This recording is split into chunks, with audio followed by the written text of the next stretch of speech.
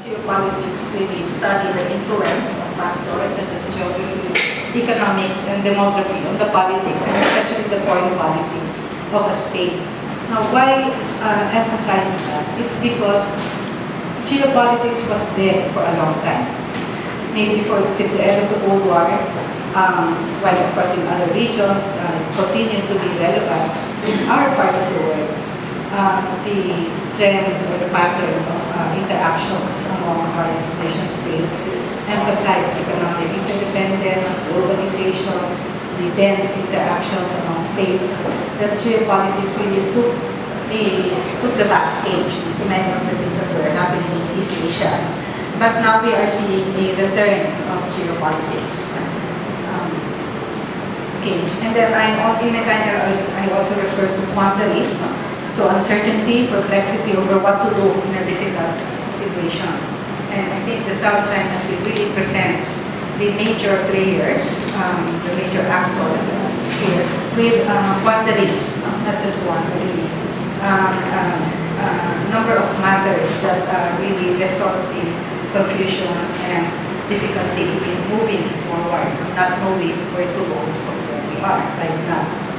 An argument that I make in this presentation is that asserting the maritime rights of the country is like that. So from the Philippine perspective, my sense is what we are doing is right. We are asserting what we believe to be our maritime rights. Upholding international law also is an appropriate mechanism for doing so. And this is what Justice Carter's advocacy is all about. To do both successfully, however, this is where I come in, Filipinos need to expand our understanding of the geopolitical context of the South China Sea beyond a West Philippine Sea mentality. So what am I referring to? West Philippine Sea, it's a recently coined term. As many of you know, we invented it to refer to the areas that we claim, the territories that we occupy, the islands and the features that we occupy, the extent of our exclusive economic zone and continental shelf, where the maritime rights that UNCLOS recognizes as belonging to the Philippines will apply. For me, this kind of West Philippine Sea mentality limits the geographic and the functional scope of our interests in what is going on around us. So now we have become concerned. Security, of course, is an important issue, but we have become concerned about the fisheries aspect, the immediate environment, the oil and gas situation, how we can access these resources. Now, these are important. But the West Philippine Sea, as we have defined it, is really part of a broader regional environment. It's part of the South China Sea. You cannot subdivide, you cannot separate this part of the ocean from the rest of the ocean. It is one ecosystem, after all. And there is when you look at the South China Sea as representing navigational routes, trade routes, then of course these are continuous sea lanes that traverse. But more than that, by looking at only the West Philippine Sea, we have, I think by implication, tended to see this challenge before us as a David versus Goliath fight. We're a small player and we're fighting against the giants, China primarily in this case. And that kind of mentality also, I feel, does not serve us well in terms of the efforts to look at solutions to the challenges surrounding this issue. The key points, I'll just go over this briefly, then elaborate point by point, are the following. First, the South China Sea is a complex security environment with several layers of intersecting challenges, of which the geopolitical dimension is only one. So the geopolitical dimension, primarily I refer to the proving competition between China and the United States for influence. Okay. This is only one dimension, but it right now may be the most challenging. Second, China's assertiveness and the U.S. rebalance policy in Asia are both driven by geopolitical interests. And this interest will include U.S. primacy versus as against China's demand for strategic space, and strategic position for both countries relative to the trade and energy and raw material supply routes, and influence over the shaping of regional order and security architecture. Third is that the U.S., China, and the Philippines face quandaries in the management of relations and on how to promote their respective interests. And fourth, if the rivalry of the major powers is allowed to overlay other goals and concerns, this will complicate or even prevent solutions that the Philippines desires. Okay, so this will be my main points that I'd like to develop in this presentation.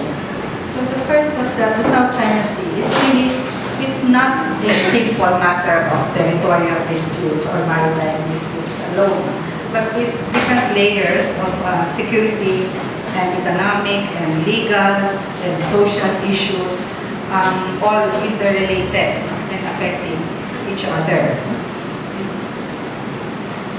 First, if you visualize the ocean here, the different littoral states, the countries that surround the South China Sea, you see that many of them have their respective territorial claims. So that's one dimension of the issue. Territorial claims means ownership. So we are claiming these islands or these features. Separate from the territorial issues are the maritime rights disputes. We have overlapping maritime rights claims.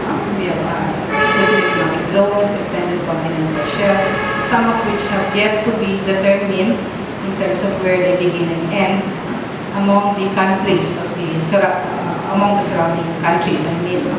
Now these overlaps are affected by the territorial disputes, and in some sense, unless the territorial issues are resolved, some of these maritime rights issues will never be resolved.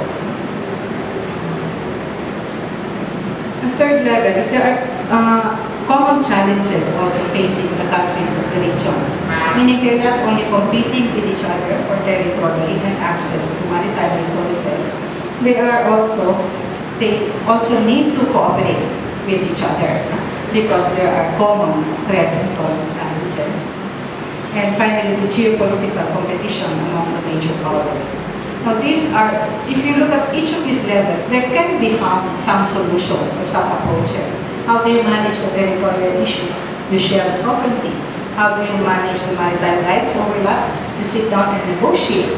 How do you address the common challenges? You devise arrangements for cooperation. But the fact that they are interactive, they affect each other, make the approach really very complex. It makes it difficult to find, without considering some integrative approach, solutions to these little things. You can do it piece by piece. You can do it. You can have a building block approach, but there are, the spiral of how they affect each other can really complicate. So as far as territorial disputes, we understand there's no need to go too much into the background, but this is the status of the occupation of the different islands and features. So Vietnam has the most islands, China, Philippines, Malaysia also, Taiwan occupies the biggest one. So whether or not they own or they have sovereignty over these features, we don't know. Because if sovereignty has to be recognized before it exists. If other countries question your sovereignty, then you don't enjoy sovereignty. You don't own those features. But the fact is they occupy features. They have soldiers there. They have some civilian facilities there. So the territorial dispute now revolves around the nature of the presence in those features. As far as the maritime disputes are concerned, I'm not sure if this comes out clearly. It may not. But by now we are familiar with the so-called 9-dash line, the 9 dotted line, the cow's tongue, depends on who's speaking, which represents China's area of interest in the South China Sea. Why do I say area of interest rather than China's territorial claim or China's maritime boundaries? Because they are not. As a matter of fact, China has not said what the 9-dash line represents. So sometimes they treat it as their own territorial boundaries. They talk about the historic rights, their historic rights to the resources of within this area. And they conduct law enforcement operations and so on without really clarifying it. The 9-dash lines are arbitrarily drawn on maps. They have no coordinates, longitude, latitude. They don't. And because they don't really represent, or nobody knows what they represent. And China, so far, has chosen not to clarify what they represent. So in a way, they're keeping their options open, but behaving in many ways as if it was theirs. So that's where the complication is. It's not internationally recognized. China has not yet clarified, and yet many of their behaviors show that they believe it is theirs. Common security challenges, we mentioned this. The map on the left, it's going on the left, shows the fishing grounds. South China is very important for fisheries, but much of the fisheries are migratory species. So they're not Filipino, they're not Vietnamese, they're not Chinese. They're migratory fish. The damage that China has been doing on more recently on the coral reefs will have consequences not just for us, maybe not just for this generation, but for generations to come. So this is also an issue of concern. And who's going to solve that? Not the Philippines, not the US, and not China alone. Not any of the other countries, not the United States alone. So addressing how to manage the fisheries, whether we want to engage in sustainable use, sustainable development of the resources, exploitation, or conservation is a collective responsibility of states around the region. The other one on the right represents the sea lanes, or sometimes the sea lines of communication. This is the trade routes when the ships that travel carry commodities, including all sorts of goods, but also energy supply from the Middle East to the Indian Ocean, through the Straits of Malacca. There's a lot of vessel traffic going on in this area. Now, who's going to manage that vessel traffic? Again, not one single country. It becomes a collective responsibility of the states around the South China Sea, but also organizations like IMO. They do have, International Maritime Organization, they do have rules and policies, except nobody knows what rules apply, because while it's in legalese, they call it a semi-enclosed sea, and the countries around the sea share the responsibility for it. It's also being built by China. So it's a disputed area. And it's also, there are many other users of the ocean who have nothing to do with the disputes. Marine scientists, environmentalists, leisure, tourists, and so on. So this, again, the solutions to this aspect of the common challenges will have to be collective. Environmental, as already mentioned. This is key to environment. And this one shows a typhoon path that frequently crosses the Philippines. It goes to Taiwan, or Vietnam, or southern China. So this also has consequences, say for safety of life at sea. The number of maritime accidents that relate to natural hazards. The responsibility to protect life at sea is a shared responsibility. Again, and there are conventions, there are agreements that if you find a fisherman in distress, it doesn't matter that he's Vietnamese or Chinese and therefore a rival claimant. The duty of whether government or civilian is to help rescue. So those also are issues pertaining to management of the South China Sea. It's much more, as I said, than the West Philippine Sea or resources. Okay. And the last one that we mentioned is the geopolitical competition among the major powers. So on the left side of the screen, you can see again the 9 dash line. Well, it's not 9 in this case, but you see it there. And the demonstration, this shows also the different areas where you have a U.S. military presence. Okay. So here in Japan, of course, the troops that occasionally come to the Philippines, especially now that what was supposed to be an increased rotational presence has become an enlarged EDCA, already declared constitutional. So we will expect greater number and more locations for U.S. troops to be present in the country, as far as Australia, of course, and so on. Not everything is captured here. But this indicates the strong interest of the United States to be able to maintain its power projection in this part of the world. It is an area that has long been a playground, especially for the 7th Fleet or the Pacific Command of the United States, and they would like to continue to operate in these waters. Now for China, here, this is the Woody Island, not in the Spratlys, but in the Paracels.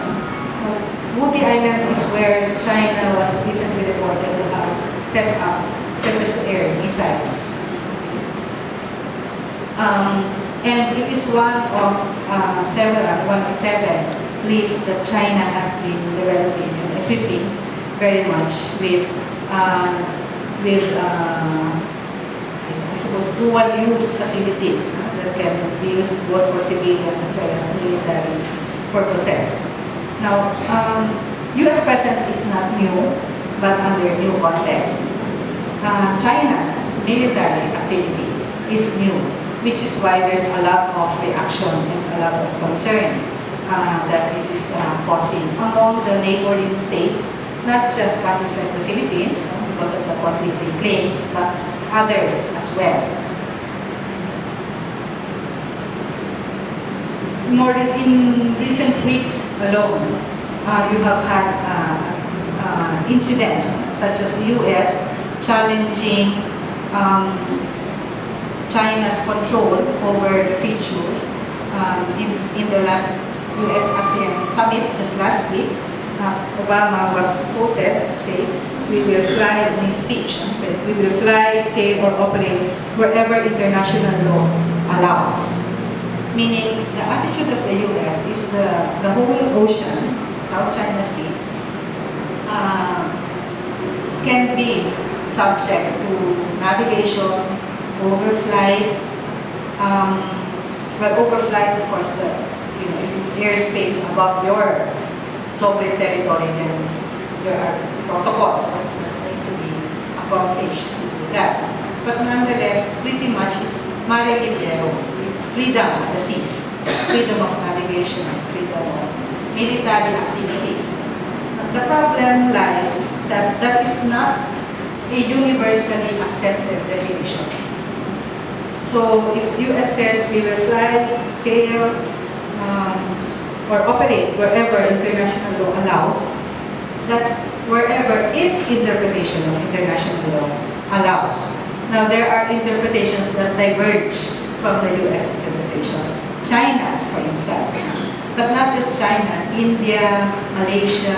As a matter of fact, the Philippines also has a somewhat different interpretation of what kinds of military activities are allowable under international law. Our guidepost is the UN Convention on the Law of the Sea. We call it the Constitution of the Oceans, which is why we are, our government is so hot about, upholding this Constitution of the Oceans. But as on military activities, UNCLOS is silent. So it remains a sticky point. It remains debated to this day. Therefore, one cannot say that China is in violation, as the U.S. accuses, or that the U.S. is in violation, as China accuses it, because there is still no internationally accepted definition on this freedom. So you have provocations and counter-provocations happening. The U.S. promising to, we will conduct more frequent incursions of this type. Then China, of course, has to warn the U.S. back. But we don't want China strongly urges the U.S. side to correct its mistake, not to take any dangerous or provocative acts that threaten China's interests, and so on. So we are seeing more of this. We are bound to see more and more of this. So let's go to China's assertiveness and the U.S. rebalance. So that first segment really just showed that there are different dimensions that need attention. The last one, the geopolitical dimension, is capturing a lot of attention and concern right now. Because we have an assertive China, we have not a rising power, but a recent power. A power that sees itself as, after waiting for centuries, it is now in a position to play a leadership role in the region. For being a continental power and then becoming a land power, China is now thinking about becoming a maritime power for the first time in its 4,000-year history. So this kind of aspirations on the part of China and nationalism and other factors are combining to encourage a new type of assertiveness in its foreign policy. And on the part of the U.S., of course, a rebalance. I'm sorry, I have a line here. The question is, which came first, the chicken or the egg? Because China says that, of course, it has to be assertive with the U.S. rebalance policy. U.S. is trying to create allies, new security partners, establish bases, not only in Southeast Asia, but in Central Asia, Asia, and so on. So for China, its actions, from China's perspective, its actions are justified by what the U.S. is doing. For if you ask the United States, of course they have to pivot to Asia. Of course they have to rebalance to Asia or go back into Asia after a period of distractions in the Middle East. Iran, Iraq, Afghanistan. Now they have to turn their attention to Asia again. Because China is encroaching little by little. The so-called creeping assertiveness in China is winning friends for itself in a region that the U.S. also considers as its own sphere of influence. So chicken or egg, in the end, I suspect it will not matter. Because maybe there is a cycle of action, reaction, escalation of disputes and tensions. So, minsan parang away mga kapatid yan, hindi mo na alam sino nang umpisa, and it doesn't matter. The solution will have to be found regardless.